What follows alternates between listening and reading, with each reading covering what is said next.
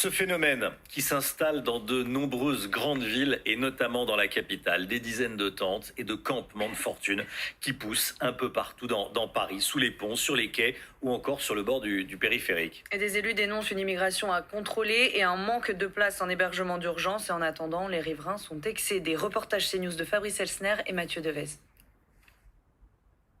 Des tentes installées sous les ponts de la capitale, les promeneurs et joggeurs parisiens disent en voir de plus en plus. Ça s'accumule, je ne sais pas ce qu'ils font, et je veux dire, on ne peut pas les loger, j'en suis désolé. Il faudrait aussi arrêter d'accepter l'intégralité des gens qui viennent de je ne sais pas trop où. Certaines femmes habituées à courir sur les quais se sentent parfois en insécurité.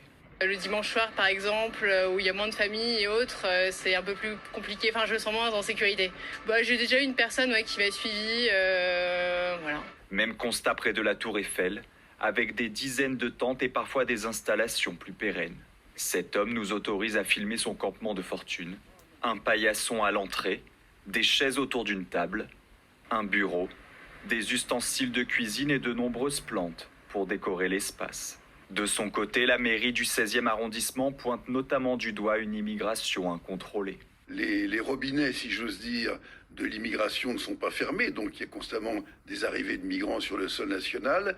Et ensuite, il faut savoir que depuis la réforme du Code pénal de 1993, le vagabondage, comme on l'appelait à l'époque, et la mendicité ne sont plus des délits, ont disparu du Code pénal, donc la police et la justice n'ont plus le cadre légal qui leur permettait d'évincer et de faire partir des gens qui s'installaient comme ça dans l'espace public. La mairie regrette également la saturation de l'hébergement d'urgence en Île-de-France. Les campements de fortune continuent donc à proliférer, comme ici, le long du périphérique parisien.